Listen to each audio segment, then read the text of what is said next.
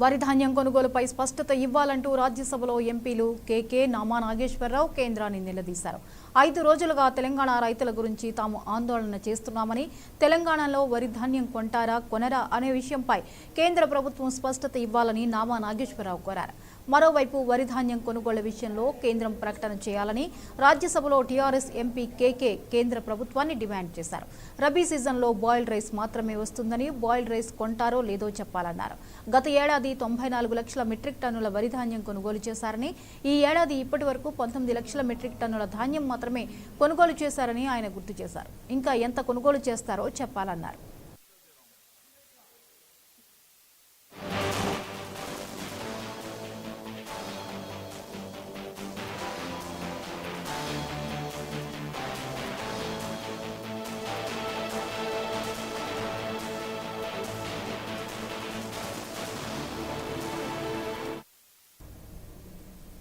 Photograph, geomap, what is the output, and they've come to pretty good number of accurate figures. Having said that, sir, I have again on record repeatedly been saying that first they have to supply the quantity that they have, for which if they have to procure, they should procure the paddy in their state.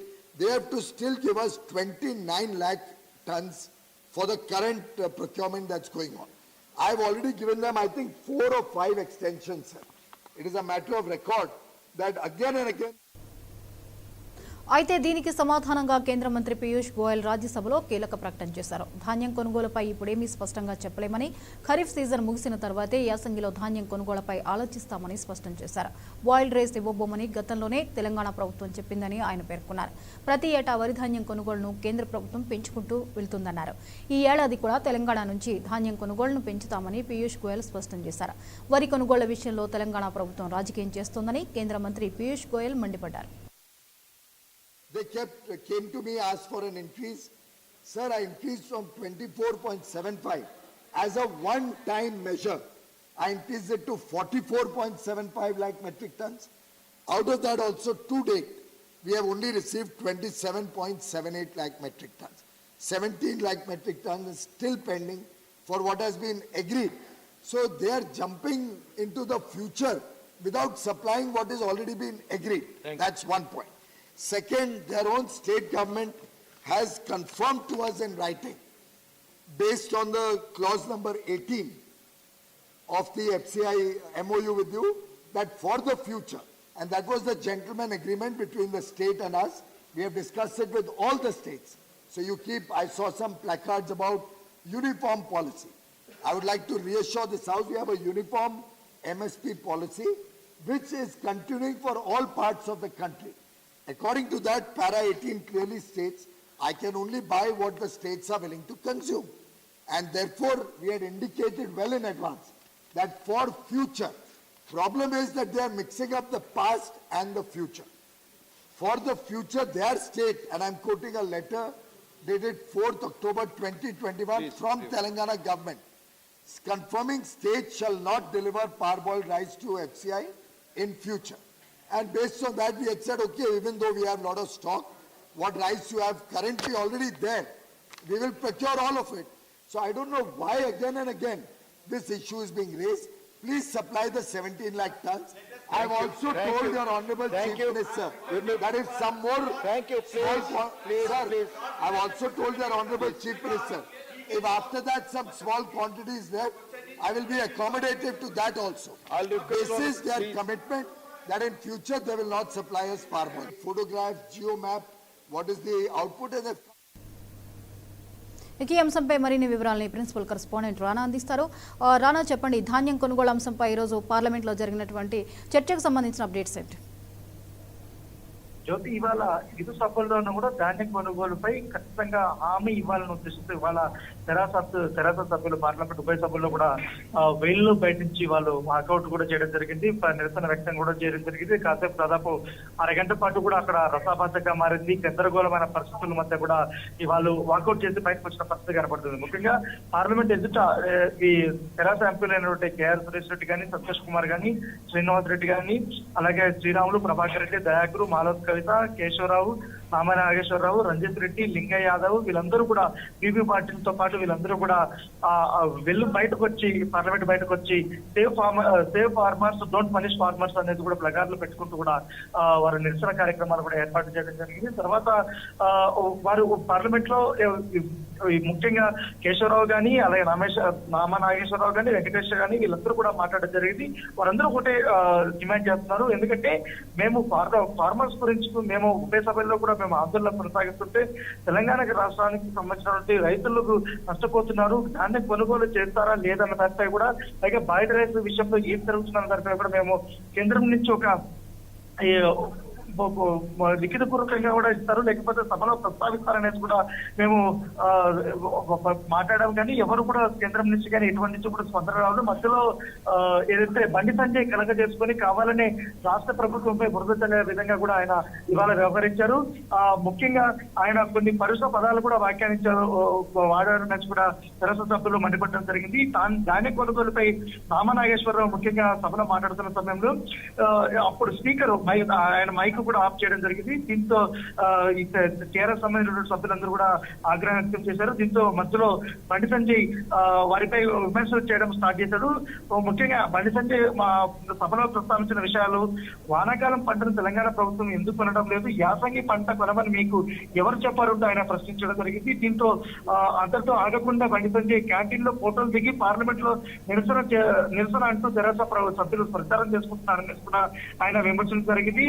దీంతో బండి సంజయ్ మాట్లాడుతున్నప్పుడు బండి సంజయ్ తోడుగా కూడా BJP సభ్యులు కూడా ఆయనకు తోడవలసిన వాళ్ళందరూ కూడా TRS ఎంపీలపై కూడా ఆగ్రహం వ్యక్తం చేసిన పరిస్థితి కనపడుతుంది.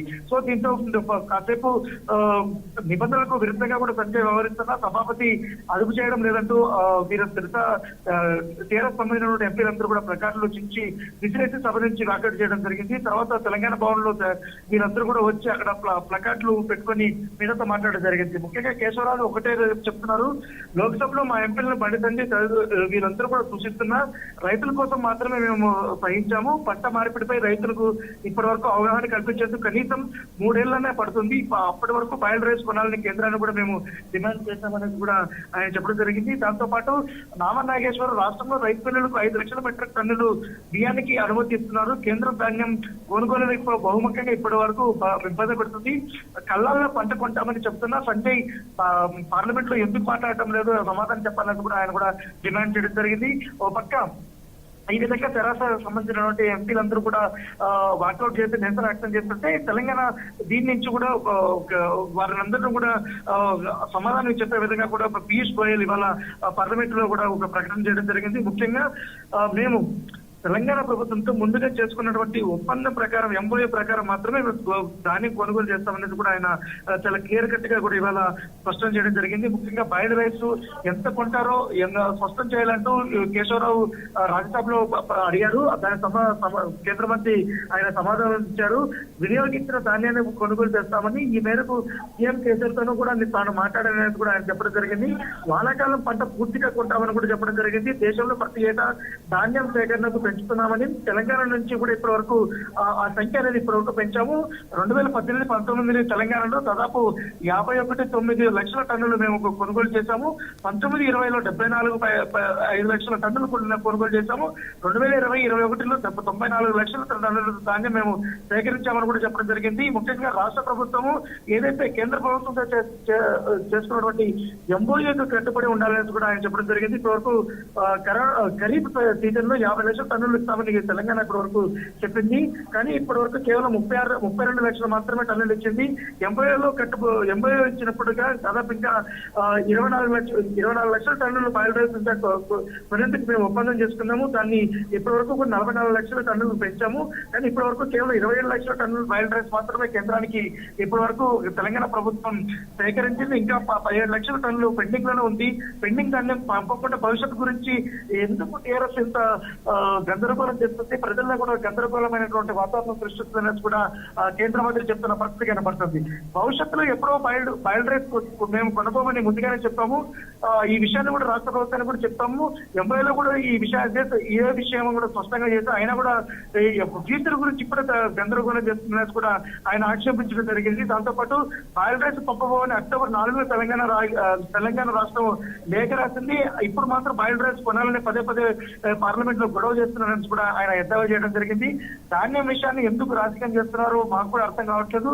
ఇప్పటి వరకు కూడా అక్కడ తెలంగాణ రాష్ట్రంలో ఎంతవరకు కూడా ధాన్యం నిల్వ ఉంది దానిపై కూడా ఇప్పటికే కేంద్రం నుంచి ప్రభుత్వ ప్రతినిధులను కూడా మేము తెలంగాణ పంపించాము. రాష్ట్రం సంబంధించినటువంటి ధాన్యం లెక్కలకు సరిగా నిర్వహించడం కూడా లేదు. ధాన్యం సేకరణ కేంద్రానికి ఏ కొత్త కాదు కూడా ఎప్పటి నుంచి దశాబ్దం నుంచి కూడా మేము చేస్తూనే ఉన్నాము. ఒక ప్రక్రియ ఒక పద్ధతి ప్రకారమే మేము చేస్తున్నాను. కేంద్ర ప్రభుత్వం సాధ్యమైనంత వరకు కూడా తెలంగాణకి సహకరిస్తూనే ఉంటుంది. కానీ తెలంగాణకి రైతులకి ఎక్కడ కూడా మేము అన్యాయం చేయబోమనేసి కూడా పీయూష్ గోయల్ చెప్పడం జరిగింది. ఏదైనా కానీ ఈ రోజు మాత్రం గందరగోళమైన వాతావరణం అనేది చెప్పొచ్చు.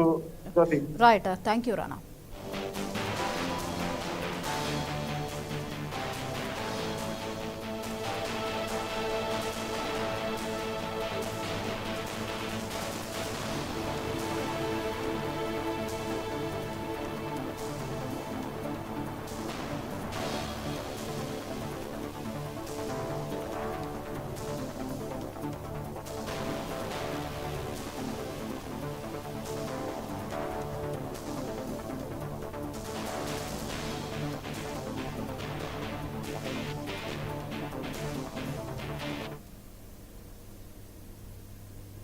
మరిన్ని అప్డేట్స్